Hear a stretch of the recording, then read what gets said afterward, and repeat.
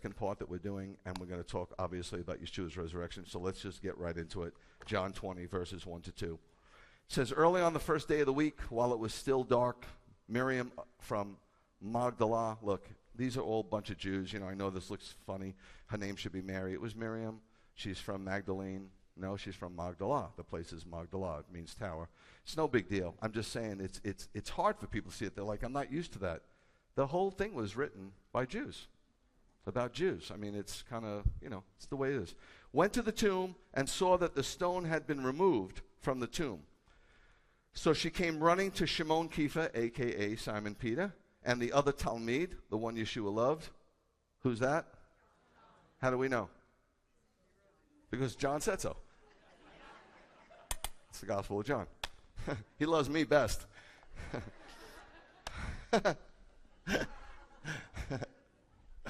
It's like I always love that section in Numbers. Moses is writing, and then God says, Moses was the most humble. It's really hard for me to write this, God.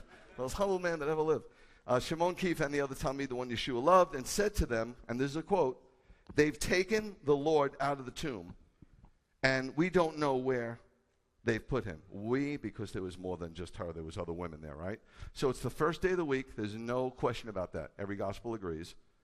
Sunday, right? Or the first day of the week. And Miriam goes to the tomb before dawn. So it's still dark.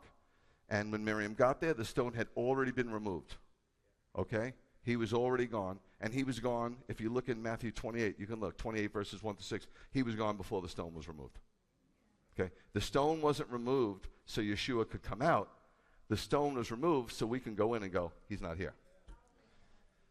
He didn't need the stone to be removed to get out of the tomb. He's God in the flesh. So she immediately, she freaks and she runs to Peter and John. I mean, these are two of his closest disciples. Now, I need to mention to you, or we should mention, or you should mention, just how faithful and devoted the women were. Women were not well thought of in the first century. I mean, it hasn't been that long that they even have the right to vote. They haven't been well thought of. And you got to realize there's kind of reasons, right? Abraham had what? A son. And then Isaac had what? 2 sons. And then Jacob had what? 12 sons and a daughter, right? So it was like, it perpetuated that way. And, they really prayed for sons. It was like sad to have a daughter. It was like, oh, you had a daughter? Really? Do you know a woman, if she was an eyewitness to a crime, if she was an eyewitness to a murder, she could not testify in a court of law. Her testimony meant absolutely nothing. You should know this because this was written 2,000 years ago, and if you don't know the 2,000-year-old culture, this won't make sense to you. So the men had forsaken the Lord, right? The tough guys? Where were they? Gone. Just like when there's a prayer meeting. They're hiding too. They want a microphone. They don't want to get on their face and pray. There's no glory in that. So the men had forsaken the Lord and fled, but the woman stood by, and I don't know if you realize this, they were putting their lives on the line. It wasn't good to be a fan of Yeshua at this point. So let's move on. Verses 3 through 4, we're just going to go through the resurrection here in the Gospel of John. Then Kepha and the other Talmid, John, started for the tomb. They both ran, but the other Talmid outran Kepha and reached the tomb first. No one knows for sure why they immediately ran to the tomb, because they were hiding. They were fearing for their life. I mean, their lives were in danger. And I don't know what they were thinking, but it probably wasn't the resurrection. Right? Think about it. Use some logic. If they were believing in the resurrection, why were they hiding in the first place? So that's not why they ran to the tomb. Nope. Let's continue. Verses 5 through 7. Stooping down, he saw the linen burial sheets lying there, but did not go in. Then following him, Shimon Kepha arrived, entered the tomb, and saw the burial sheets lying there. Also the cloth that had been around his head. I don't know if you know, but in Orthodox Judaism, like my dad and other family members, they're just buried in a pine box with a shroud around them. In fact, sometimes they'll put their tallit on them and they'll cut the tzitzits, meaning you're no longer responsible for obeying the commands. It's ritual. But they're in a shroud, and they're in a pine box because we believe in death, everybody's equal. Doesn't matter your status, doesn't matter who you are, doesn't matter your trophies, your accolades, how much money you have, what car you drive, how many homes you own, how good looking you are. None of it matters. You're dead. Now you're going to be judged on something totally different. The world judged you one way. God's going to judge you a whole nother way. You got me? That's success. That's success. Yeah. So the cloth that had been around his head, lying not with the sheets, it sounds very detailed, but in a separate place. Like, did we need that? Did we need that information? Obviously we did, because God wrote it. And it's huge to me, because there's this detail about this cloth around his head, and it was added, I think, to show that the Lord's departure was orderly and that he took his time. I don't know if you know anything about thieves, but the whole idea is, when you're robbing a bank, it's timed. Okay? You're probably saying, how do I know that? Watch a lot of movies. Yes, has nothing to do with my past. But thieves, the best thieves, are quick. They're in and out. They have no time to mess around. Okay? So if the body was stolen, I mean, just think about it. What are they doing folding stuff? Seriously? And separating it? And then folding it neatly? That's insane. That is bizarre. The fact is, if someone stole the body, he would not take time to carefully fold the cloth. No shot. But anyway, nobody uses logic today anyway, right? Common sense? Common sense. What happened to it? It went out of style, right? It really did. Like, that went, common sense went out with customer service. It also went out with, not putting a dollar sign on everything you do. Like, everything you do, you think of money. How much, how much, how much, how much? What do we got? What's it going to cost? It's insane. It's insane that that's how people live their life. Believers, no less. Crazy. Crazy. I'm wondering why I don't hear from God. Verses 8 through 9. Then the other Talmud who arrived at the tomb first also went in. So he didn't go in right away. And if you know anything about tombs, they're very small. They're not elaborate. You have to bend down to get in. Okay? They're just hewn out of the side of a cliff usually, and they're small, very small. He went in and saw, and he trusted. But here you go. It says, they had not yet come to understand that the Tanakh, that's the Old Testament, it's just an acronym. It's Torah, Ketuvim, and Nevi'im. It just means the first 5 books, the writings, and the prophets. The whole Old Testament. It's just a fancy little acronym that all Jews know. Tanakh, Tanakh, Tanakh. Old Testament, okay? It teaches that the Messiah had to rise from the dead. So they didn't know. Now, why did they both have to enter the tomb? That's my question. Again, what's the detail? Who cares? They both got there. Let's say just one entered. Wouldn't that have been enough for you? Would have been enough for me. Boom. Where? Where in the Old Testament? Come on. It's got to be in the law, so it's got to be in the first 5 books, right? See how you got to process thinking a little bit. You just think, well, it can't be in Isaiah. It can't be in the prophets, not in Ecclesiastes. It has to be in the law that was given to Israel. It's in Deuteronomy 17:6. And let me just say this. You can't accuse anybody about 2 or 3 witnesses. You know the Christian thing? When 2 or 3 are gathered, he's there, and they say that about a prayer meeting, has nothing to do with a prayer meeting. That has nothing to do with prayer whatsoever. You're telling me I can't pray alone? Isn't that funny? You've been saying that forever and has nothing to do with what you've been saying? It has to do with if you're going to accuse somebody, okay, you better have 2 or 3 people.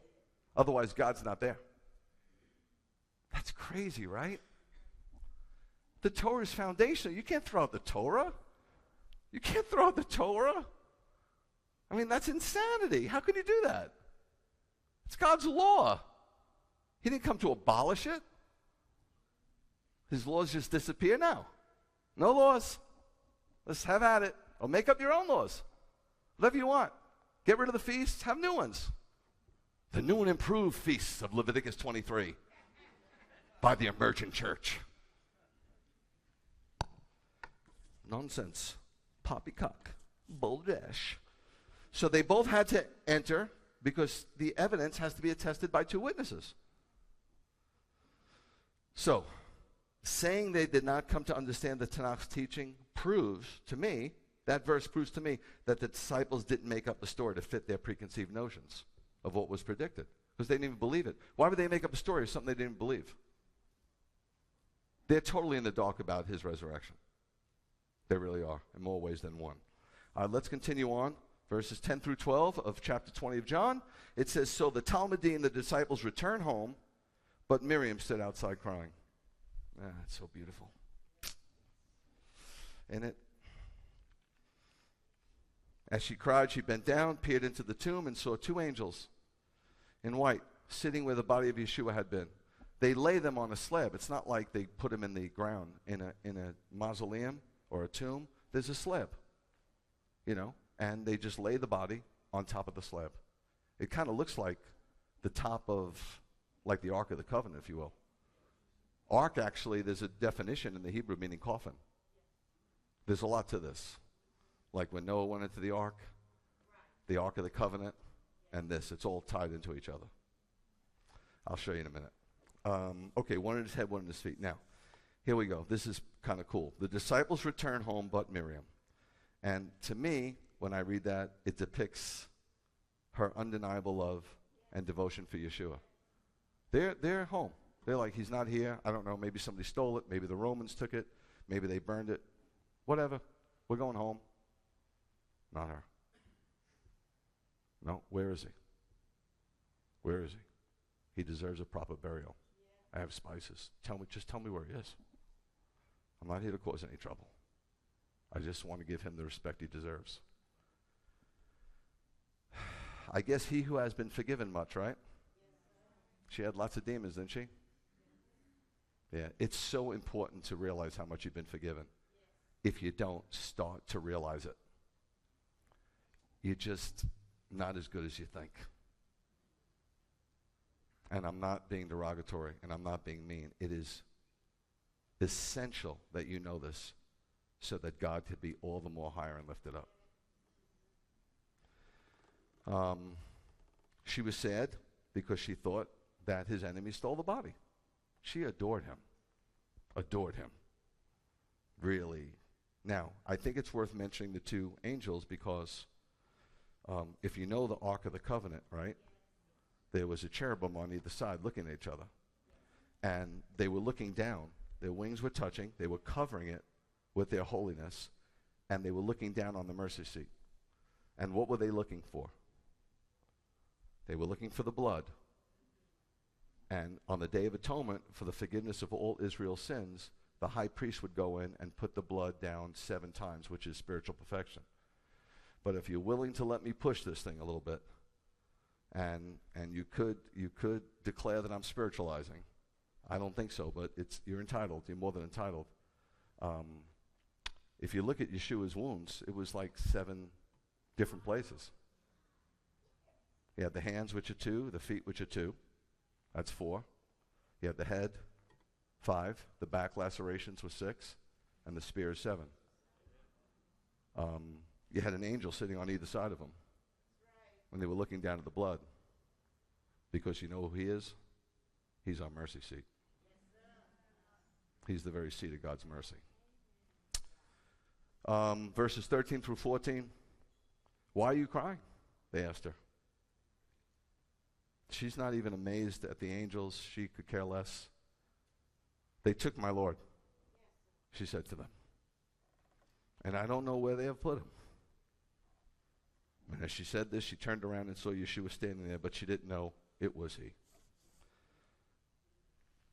All kinds of reasons. I'll throw a couple out at you. It was early in the morning. Light had not yet dawned. Yeah, it's dark. She didn't recognize him, which is understandable, right? Also, she's weeping continually, so her vision is obviously clouded. Or maybe God just prevented her from recognizing him, like he did with the 2 disciples on the road to Emmaus. I don't know, and I'm not sure I care. The bottom line is, she did not realize that Yeshua had risen. Nobody got the resurrection part. They only got the death part. They only kept hearing him predict his death. They didn't hear. But on the 3rd day, it's like, They stopped listening. They just know he was going to die, and they didn't understand it. Like, we want a Messiah who's not going to die. We want a Messiah who's going to take the throne and put down our enemies because they are persecuting us, and we're done. You know, take the throne. They didn't get the concept of two Messiahs. They didn't get the concept of two comings. They didn't really understand the prophecies in Isaiah. Okay, so let's continue on, verse 15. It says, Yeshua said to a lady, "Why are you crying? Whom are you looking for?" Thinking he was the gardener, because it's a private garden, of course. She said to him, and a wealthy man would have a gardener. He's not going to be taking care of his own garden, right? Anybody rich do their own landscape? Nope. See? Isn't it sad that daddy's not rich? You wouldn't have to do the landscape. Sir, if you're the one who carried him away, just tell me where you put him. She's not being huffy. She's weeping. It's like, please, I'm just begging you. I just want to prepare his body. Is she thinking resurrection? If she was thinking resurrection, why would she be looking for his body? None of them got it. I promise you. We're like, had they not get it? Had those Jews not get it? You're 2,000 years on the other side of it. And you know what? A lot of times you act like you don't get it.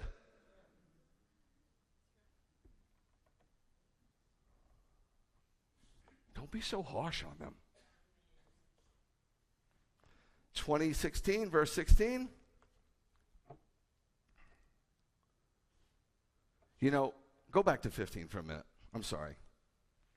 My fault. She didn't recognize him, right? And that's, you know, she's so sad. She's so sad. Just imagine. But you know what's sadder to me? How often, I mean, the Savior shows himself all the time, and he's still not recognized. You know, willfully, people blind themselves. I'm amazed by it, really. I'm just amazed by it. Okay, verse 16. I just want to say it. I'm sorry.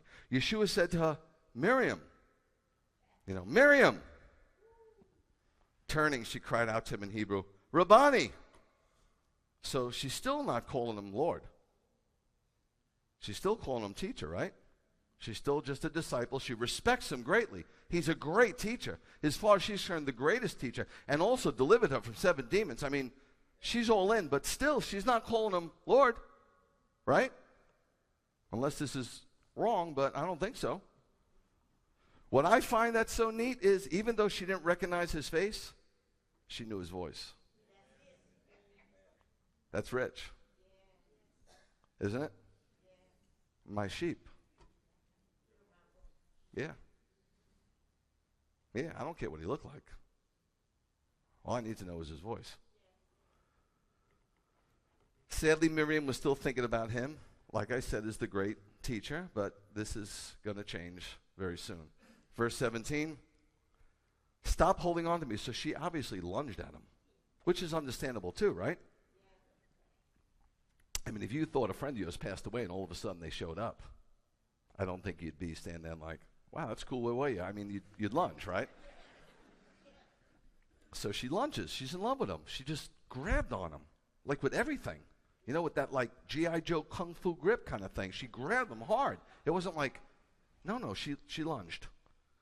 Yeshua said to her, "Stop holding on to me," which is kind of weird. Yeshua said to her, "Because I haven't yet gone back." So he gives her the understand. He explains himself. "I haven't yet gone back to the Father. But go to my brothers." This is the first time he refers to the disciples as his brothers. "And tell them that I'm going back to my Father and your Father," which is huge, but be careful. Just saying. I'll tell you in a second. "To my God and your God." Just, you don't want to. Hold on. Okay, stop holding on to me. So Mary had known Yeshua as a man. That's how she knew him. And she's seen the miracles happen. She didn't perform the miracles when he was bodily present. Okay? So she concludes that if he was not with her physically, she had no hope of blessing. You follow? The Spirit was stuck in his body. If he was in Jerusalem right now, he could not be in the Galilee and vice versa. It was stuck in one place. He had to go. He had to ascend. It was a big part of it. Death, burial, resurrection, ascension, return. It's all part of the plan. He had to go. She didn't understand that, so she was grabbing on. Just like the disciples when they were on the Transfiguration Mount, Matthew 17, and said, let's build tabernacles because it's here. They were used to that, right? The manifest presence of God in the Holy of Holies. They didn't understand what we understand. They didn't understand the indwelling of the Holy Spirit. It was stuck in Yeshua. And that's not good. You don't want it to be stuck in some guy. Just like these guys that have the gift of healing. What if they drop dead? Nobody's going to get healed? And anyway, why are they having crusades? Go to a dang hospital if you got a gift of healing. You can't fake it there, can you?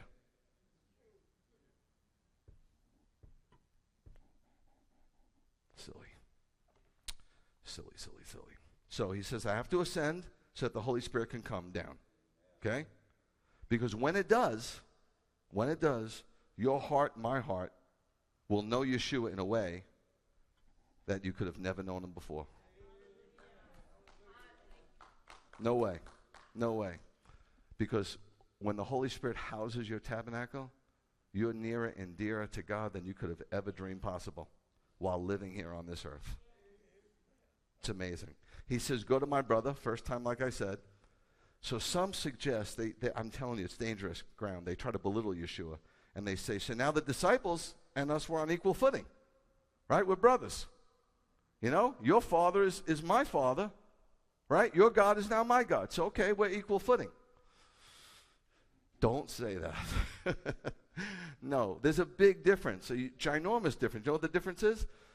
God is the father of Yeshua from all eternity. We're sons by adoption. Huge difference. Verse 18, last verse in John 20. Miriam of Magdala went to the Talmudim with the news that she had seen the Lord and that he had told her this. So now she gets it, right? So it's amazing, though, because of her great love, I think, and great devotion, she really became the apostle to the apostles. What an honor. What a privilege. So, Paul obviously also met the Lord, right? Not the way the disciples saw him resurrected, but he did have a meeting with the Lord. He met the Lord, right? And so he was able to write things like this in 1 Corinthians, which was Corinth was a crazy place. There's a word in the Greek language that's named koranthomai, which means debauchery. Just because it was such a crazy, right? You had guys in the church sleeping with their mother-in-laws, and nobody doing anything. You had people fighting. Well, who do you follow? I follow Paul. There was factions, fighting, separations, divisions, sin, wackiness, abusive gifts. Hey, welcome to the church of the 21st century. Same thing. Divisions, churches starting across the street, spiritual divorce. Well, I'm going to take these kids. I'm going to politic and take these kids. And then I'm going to show you we're going to be bigger than you. That's insidious. That's like what? Guys, the father of all sins is pride. And rebellion is, I don't ask you to worship me, serve me, submit to me. I could care less. But you're going to put yourself in a lousy position when you don't submit to authority someplace. God will take care of it. You can't do it. No more than a kid should rebel against their parents. Are you crazy? Some of the way these kids talk to their parents, like they're talking to their friends at the mall. And you let them get away with it. You think it's cute because you don't want to upset your relationship with them. Your relationship, if they're talking to you like that, your relationship is already upset. The Bible says honor. That means almost worship your parents. I mean, get out of here. The first time they do that, you got to straighten that out, man. I don't know much about horticulture, but I do know that when a tree gets mature and it's bent, you can't bend it back. So but as soon as they start bending, bend them back. And I mean bend them. If you know what I'm talking about. Bend them over. And paint the back porch red. Just saying it's wacky. They said in the last days, that's how you know. First Timothy, they were 2,000 years old, that kids would talk that way.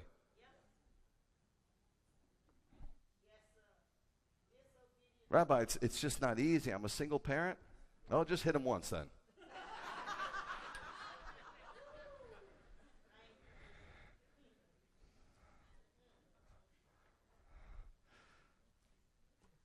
It's not right. It's not right. Especially listen, I'm going to tell you something, parents, something that you should know, and you should know. It's by far the toughest job ever. They're all different. They have different personalities. Their pain hurts you worse than themselves. They totally don't get it. They totally don't understand it. They're totally in the dark on parenting until they become a parent. They cannot understand until they have one. A lot of times it's thankless. It's painful. Sleepless nights. Things you don't understand. How did this go awry? So don't be too hard on yourself. Don't do the woulda, shoulda, coulda. You did the best you could with what you had in the situation you were in. Leave it alone. Okay, 1 Corinthians 15, 13 through 14, it says, if there is no resurrection of the dead, so he's talking about resurrection of the dead as opposed to resurrection from the dead, meaning Yeshua, then the Messiah has not been raised. And if the Messiah has not been raised, then what we have proclaimed is in vain. Also your trust is in vain. This is awful. This is the foundation. When we're not necessarily saved by his resurrection, per se, we're saved by the blood, his death. But if there's no resurrection, we got nothing. I mean, literally nothing. Nothing. It's sad. If this was true, then the Corinthians would have been living in hopeless gloom. I mean, I don't know if you've ever been hopeless, but it's as dark as it comes. If Yeshua didn't rise from the dead, then there could be no salvation. As I said, but wait, you just said you were saved by his blood. Yeah, but if Yeshua didn't rise from the dead, then there would be no way of knowing that his death had been any greater value than any other person's death. It'd just be hearsay, right? You see what I'm saying, of course? Look at the 19th verse of 1 Corinthians 15. Great chapter, unbelievable chapter. If it is only for this life that we have put our hope. You know how people say that? You try to get all these ways to witness to people. You ever see how you do it? You know how bad why you get great results? Because you're going, well, if it's not true, then at least I lived a better life. If it's not true, what did you say? You're a believer? Did you just say what I think you said? Well, if it's not true, at least I lived a decent life. It ain't about your life. That's crazy talk. You have to let people know with beyond a shadow of a doubt, okay, that if they refuse to embrace this great gift that God gave, they will spend the rest of eternity in hell, period. Where there is no love, where there is no light, and it doesn't matter how much they like you or not. If you leave out that part, you are being very unloving. And if you don't believe that, the heck are you doing being a believer? What's the point? Well, at least I have some sense of security. It's fake, but it gets me through the day. What's that, your drug? The resurrection is your drug? Get out of here, man. You've got to preach that part of the story. You must. If it is only for this life that we have put our hope in the Messiah, he's not saying, well, at least you had a decent life. You know, you're a good husband, you're upstanding citizen. He said that you would be more pitiable than anyone. Now look at the word. You'd be more miserable. You'd be more miserable than anybody else. Pitiable is different than pity. It's lamentable and contemptuous pity. Misery. If this were true, if there was no resurrection, then guys, we'd be hopeless, tormented, and wretchedly miserable. And some of us feel this way because we're really not convinced. Can you imagine all the martyrs throughout the centuries? 62 million people giving up their lives for a hoax? That's all this would be. You want to talk about the deception of all deceptions? This is it. But if it is true, then we'd be crazy hopeful. Crazy hopeful. We'd be not happy, deliriously happy, and we would feel blessed beyond measure. If it's true. 1 Corinthians 15:20. But the fact is that the Messiah has been raised. That's what he's telling him. He's like, listen, I met him. Okay? I don't know. You guys are all messed up. You're living like it's not true. It's a fact. He has been raised, the first fruits of those who have died. Look, the faith took root in Jerusalem.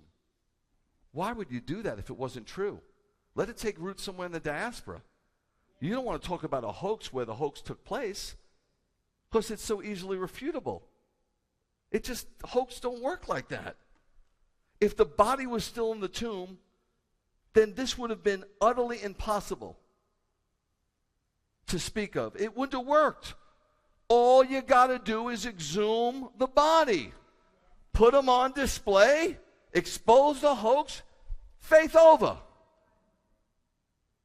It's easy. You got people speaking about it right away. End it. The Jewish leadership are upset. The Romans are upset. So end it. Put it on display, man. Dead body, dead faith.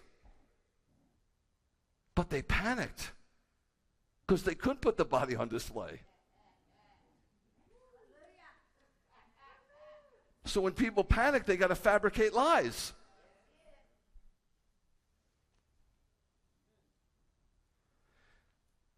There's 3 myths I want to tell you about. I'm sure you know, because if you've been here, I went over them a few years ago. But I love these myths because it just goes to show you how stupid smart people are. The first myth is the stolen body theory. Look at Matthew 28:11 through 13. As they were going, some of the guards went into the city and reported to the head Kohanim everything that had happened. Then they met with the elders, the Kohanim, the priests, and the Sanhedrin, and after discussing the matter, what are we going to do? They gave the soldiers a sizable sum of money and said to them, quote, tell the people his disciples came during the night and stole his body while we were sleeping. Now, there are people, believe it or not, in the theological world that argue who the guards are. Because you had temple guards who guarded the gates of the old city for the great synagogue, and you had Roman guards. Both of these were elite. You're talking about Navy SEALs and Delta Force. You're not talking about some schlemiel with a spear. You're talking about the elite forces, okay? And if you do a study, which I have nothing better to do, they were responsible for 6 feet, 3 by 2. That was their area. And they had 16 guards. Now, the tomb is in a cliff, so you don't have to guard from behind the cliff. You can't get through the cliff. Just the door. 16 guys. 1 guy slept, 1 guy was awake. Now, I think they were Roman guards, personally, because they put the Roman seal. A seal authenticated that there's a body in there. The seal, the king's seal, the emperor's seal, there's a body in there, and you better protect it. That seal's broken, you die, and you get burned in uniform. It's intense. I mean, think of this theory. This elite Roman guard, the seal, the tomb, the 2-ton rock, 4,000 pounds. The guy's dead. Crucifixion kills you. And they say, the disciples, these scaredy cats that were nowhere to be found, stole the body. You know what? Maybe crack was around back then too. I don't know.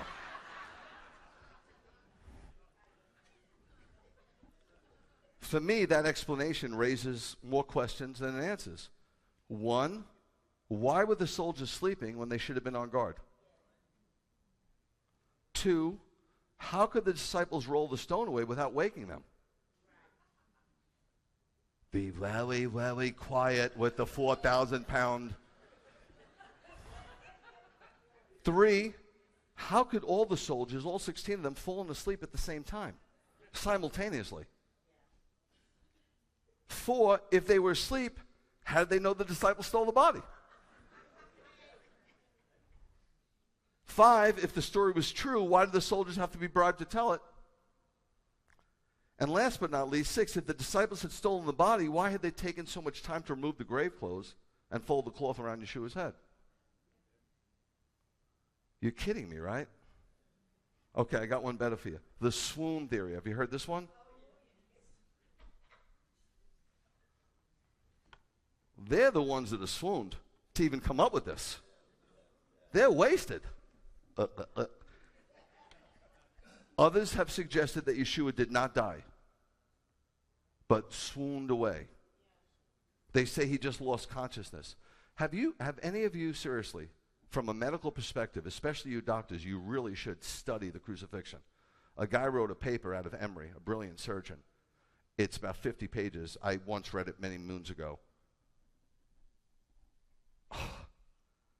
There's no way he lost consciousness and resuscitated somehow and came forth. There's no way. Before you're crucified, it's halfway death. You have professional lictors. These are professionals at torture. They know exactly how far to go to get you to halfway death. And then they finish you off with the crucifixion. And they had a big stone rolled against this tomb, and it was sealed with the Roman seal of the Roman government. No man on the inside of that tomb could roll back that stone, which was on an incline and filled itself in a deep groove. Especially after being crucified. The fact is, guys, he didn't come out of the tomb an anemic invalid. The simple truth is that the resurrection is a well-attested fact of history. Brilliant, brilliant. Some of the most brilliant lawyers will attest to it because of the evidence, not because they believe in Yeshua. And that, I love that all the more. And last but not least, what about the wrong tomb theory? Have you heard this one? Hear me out on this one. So it's also been suggested that the women went to the wrong tomb, right? They're in a state of flux. They're nervous and scared, and they're not in their right mind.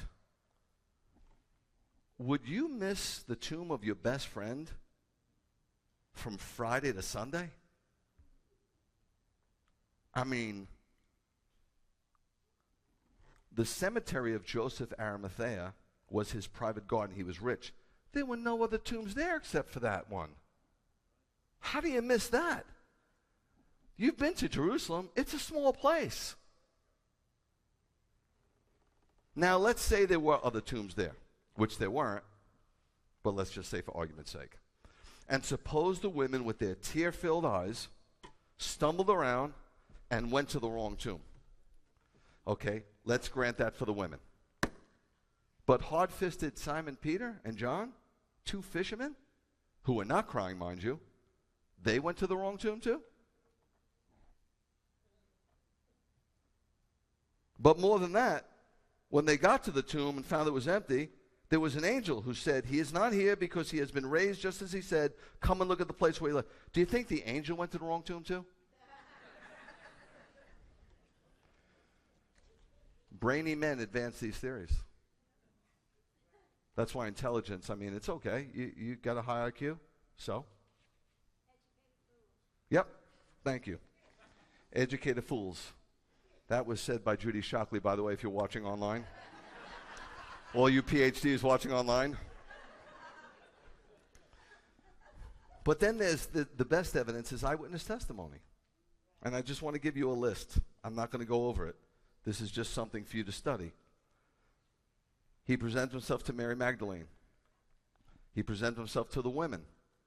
He presented himself to Peter, to the disciples on the road to Emmaus, to the disciples except Thomas, to the disciples including Thomas, to the 7 disciples by the Sea of Galilee, to over 500 believers, and to James. Come on. Come on, that's not like one guy. Last but not least, what about good old-fashioned logic? What about the change in the disciples' behavior?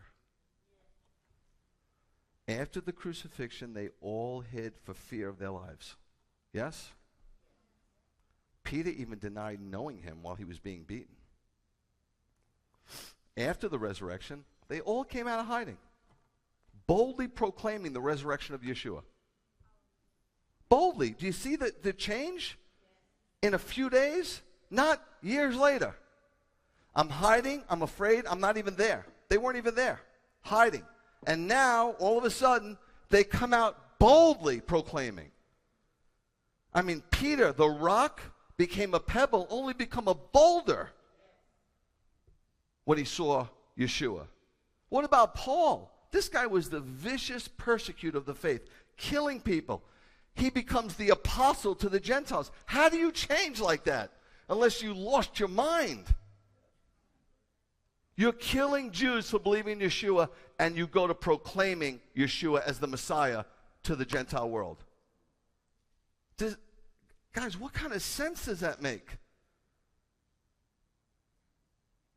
Another thing that you should know, that the torture of believers in the first century was as brutal as it comes.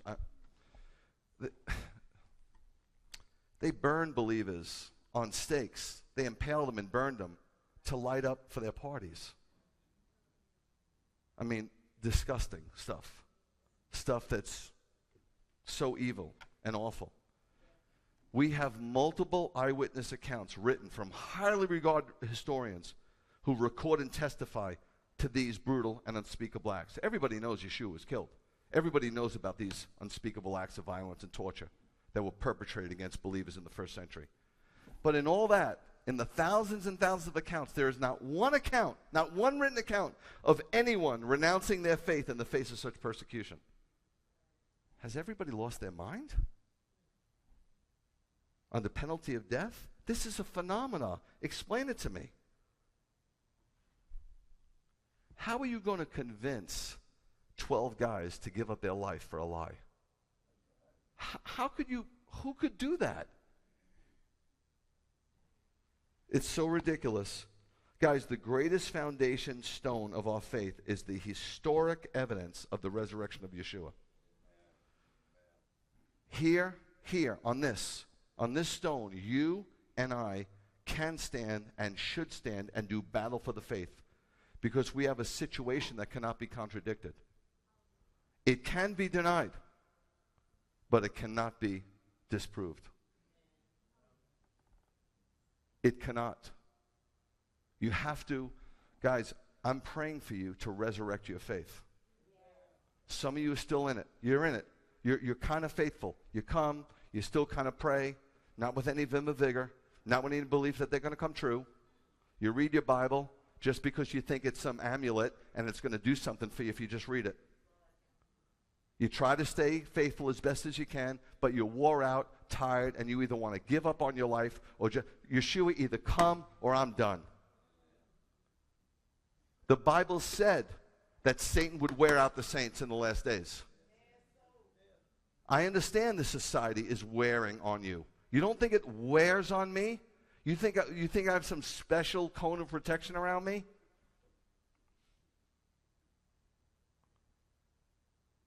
I refuse to give up.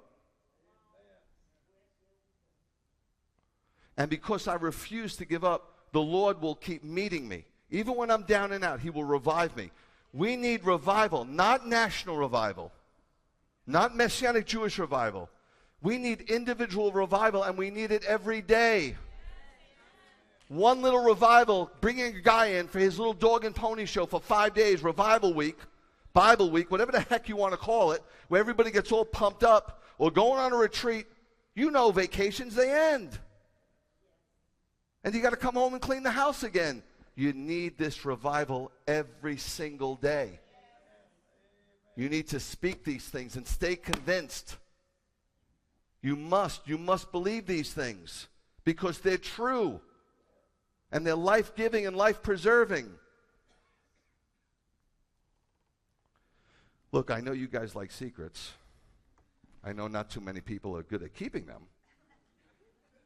It's very hard to find a confidant these days. It's almost impossible.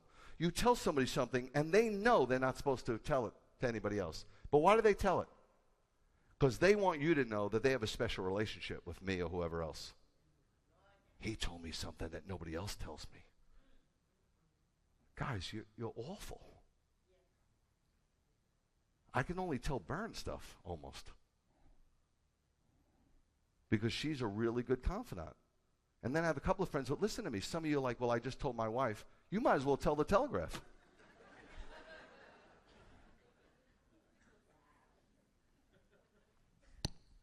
Telephone, Telegraph, tell your wife. Or your husband. Some of you men are bigger gossipers than women. Just shut up. But I'm going to tell you a secret that I want you to gossip. And gossip it to yourself on a regular basis. Okay? 1 Corinthians 15, 51, 52. Look, I told you. I'll tell you a secret.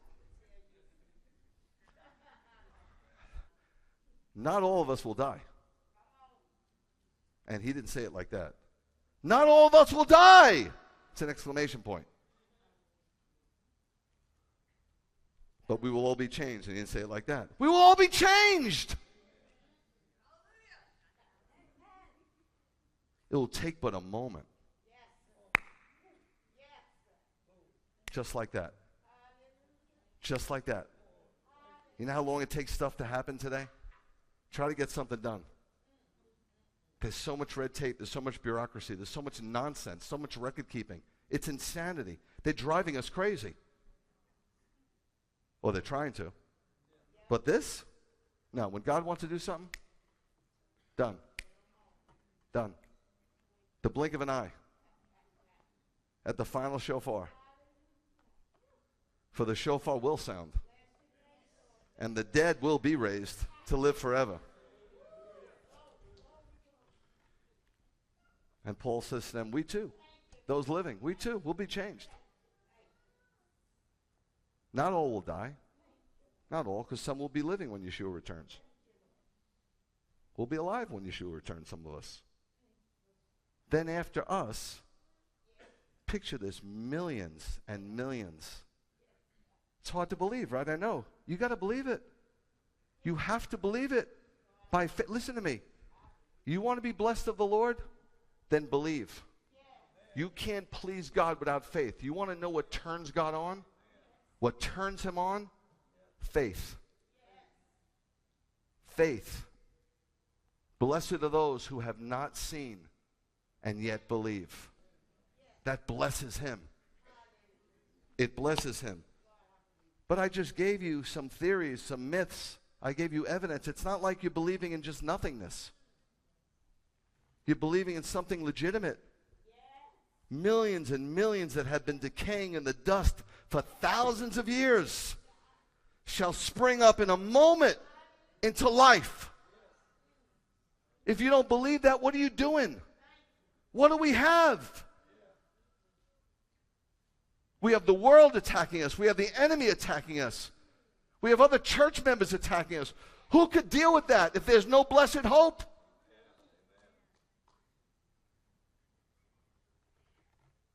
I told a young man who lost his dad, I said, I lost my dad at that age. And I know you want him back for a weekend. You just want him back for a weekend. You're going to have him back for, do you have any idea how long forever is? Do you have any concept? Not like 10 years. Today, 10 years is so long. Young people, they have no concept of time because everything is so instantaneous and gratifying that they think 10 years ago was old school. Old school. Oh, you're married 25 years? How did you do it? You're talking about forever. It's very, very long.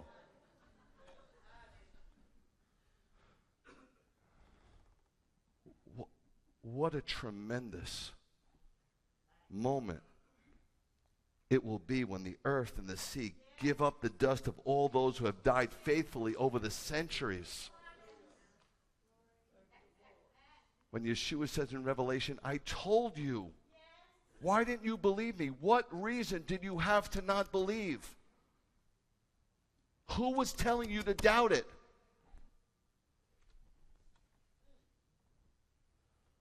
First Corinthians 15, 54, 55. When what decays puts on imperishability, and what is mortal puts on immortality, then this passage in the Tanakh will be fulfilled. Then this passage will be fulfilled. Death is swallowed up in victory. Death, where is your victory? Death, where is your sting? If we believe this, it's a big if. What are death, the grave, and decomposition in the presence of such power? It's hard to believe at times because we're so holding on to the here and now. Everything is right here. If I could just, 5 more years and then I'll retire, and then if I have enough to put away, and then if I make it to 85, and then, you're holding on to nothing. Fleeting junk. How do you compare that? I'm showing you a D flawless diamond, and you're showing me a cubic zirconium, and you want me to look at that?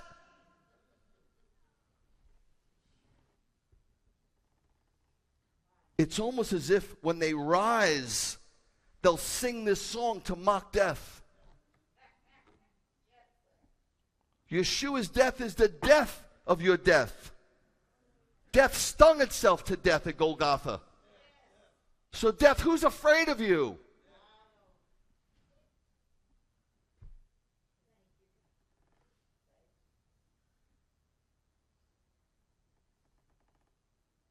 This truth is not just true of Yeshua's resurrection, but it's a guarantee of our resurrection. If God accepts the first fruits, he has to accept everything attached. If God accepts the barley, he has to accept the wheat. If God accepts Yeshua, he has to accept us. But it's not like we get him on a technicality. He wants us. Isaiah said, it pleased the Father to crush the Son. God is love. He is not sadistic, because he would see his offspring. That's you. Isaiah prophesied about it, and Yeshua gave his life up for you and for me, so that we could be with them forever in a place that is full of love and full of light and full of goodness and full of glory and full of blessing.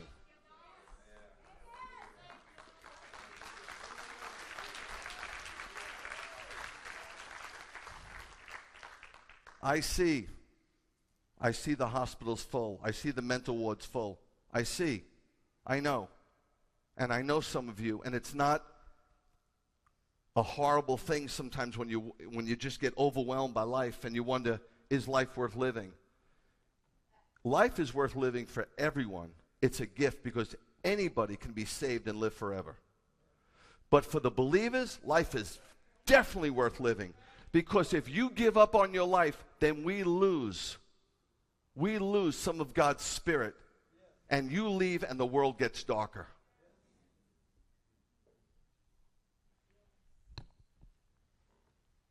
Even some of us that struggle in our faith, you're a testimony. Because you're still here. Even for you that are sitting in saying, you have no idea how much I'm struggling.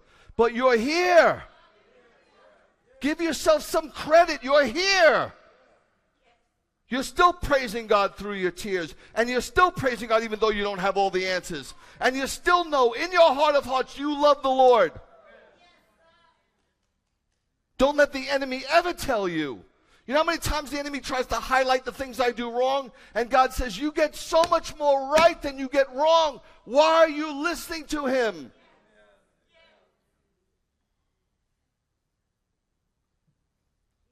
How bad do you think Peter felt? He was the rock. There was another disciple like him. Do you have any idea how tough he was? The elite temple guard, the Navy SEALs are coming after him. He's a fisherman, and he draws his sword and wields it and cuts off the high priest servant's ear. You think he was aiming for his ear? He didn't know how to wield the sword. He was aiming for his head. Like that was his ear. But think of how tough he must have been. Just spontaneously and just, you think you take it, you got to go through me. The temple guard, the Roman guard. Do you know how he felt? The Gospel of Luke says, when he denied him the third time, they locked eyes. It's not like he was somewhere. He was right there. They locked eyes. And Yeshua looked at him with those divine eyes and looked deep into his soul. How do you think Peter felt? How would you feel? You want to talk about a guy who thought life wasn't worth living? You think he went out fishing because he wanted to catch fish? You think he was hungry, or you want to throw himself off the boat? There's no question in my mind that Peter was giving up on life. He was absolutely positively wanting to commit suicide at that point. No question. And when Yeshua came purposely to restore him, what did he want to know? It's all he asked. Now, what did he say? You know everything. Why are you asking me? You know I love you. Why did Peter have to say that? Because Peter had to know. Because Peter was thinking, I can't, look what I did, I don't love you. Some of you do certain things, you go, I can't love you. And the enemy goes, you call that love? You call yourself a disciple? Are you kidding me? You're disgusting. I'm surprised God would even want to talk to you.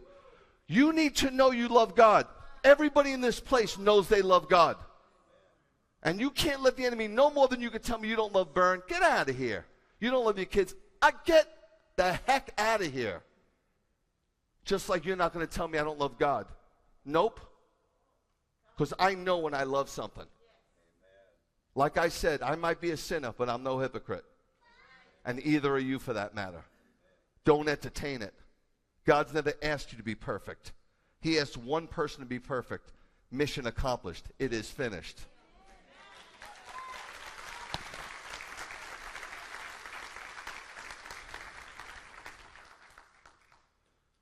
Now look, I just want to say this. It's not a performance for me.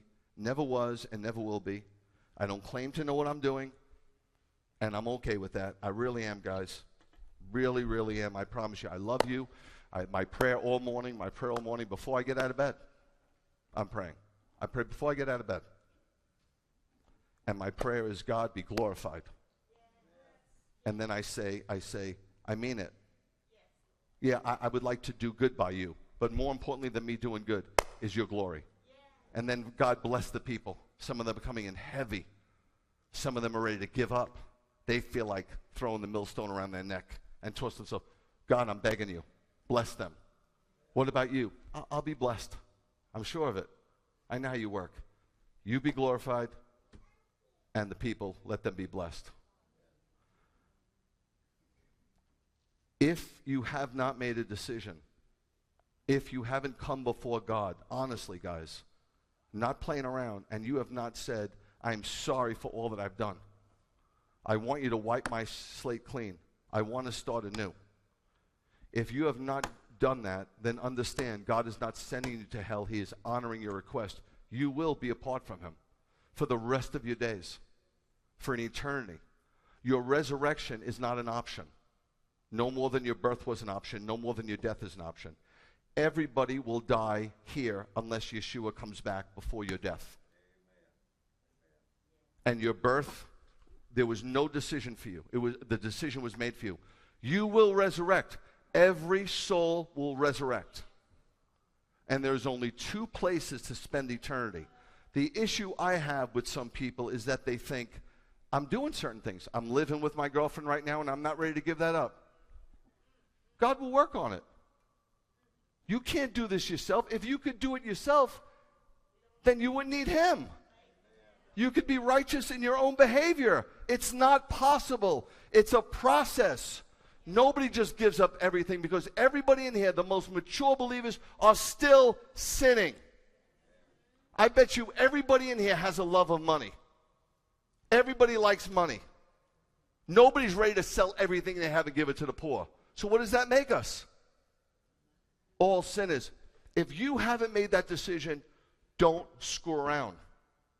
And if you're not willing to make that decision, then at least give me the benefit of the doubt to explain why not. I would like to understand someone being that foolhardy. If you have made that decision and you're squirming, don't squirm. You made the decision. It's done. Don't keep jerking around with yourself going, well, am I really born again?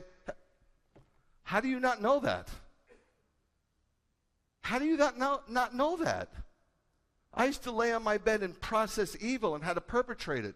I lay on my bed and process the Lord and how to perpetrate that. So it's a change. Have I arrived? The great Paul didn't arrive after 10 years. He still said he hasn't arrived.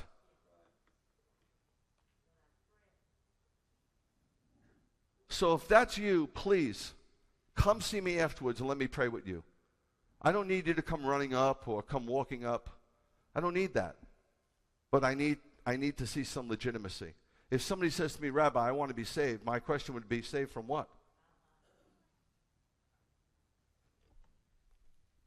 Last but not least, I want to tell you something the Lord told me. Hopefully it will encourage you.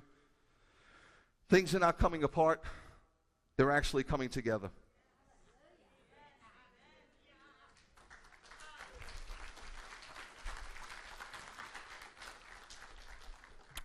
2020 was somewhat of a year of darkness, you remember? I said it was going to be a very dark year. I didn't know what the heck I was talking about. That was January. I had no idea what I was saying. 2020 was somewhat of a year of darkness where Satan flourished, or so he thought. Going forward, God is preparing the remnant to rise up once again. Satan is going to be miserably surprised. Yes, folks, the church is being deconstructed, no question, and disestablished and disenfranchised. But at the very same time, the remnant is being built up, rooted in, and soon to be empowered.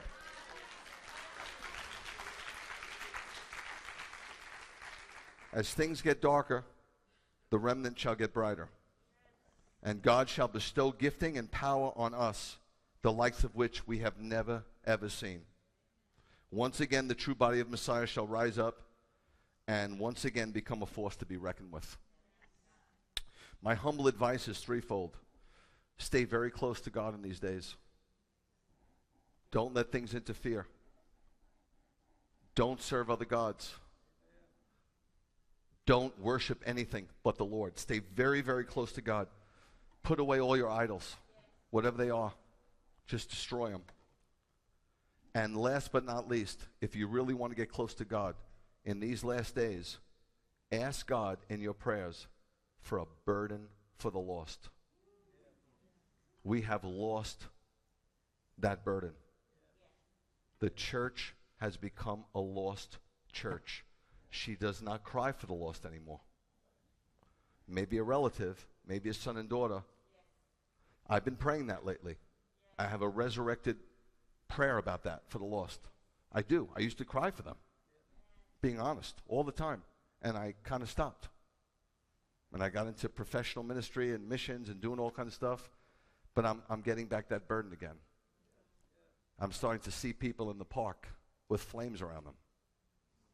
I want to get back to that place. Because before you could be a winner of souls, you have to be a weeper of souls. We have fell prey to dry-eyed Christianity.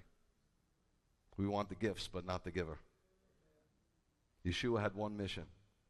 He came to seek and save the lost. And although I know they're not listening, keep putting it out there because they're going to be listening very soon. Things are about to fall apart like never before. And they're going to see you standing and praising. And they're going to want to know what you have. You're not going to have to seek them. They'll be seeking you. Let's stand together.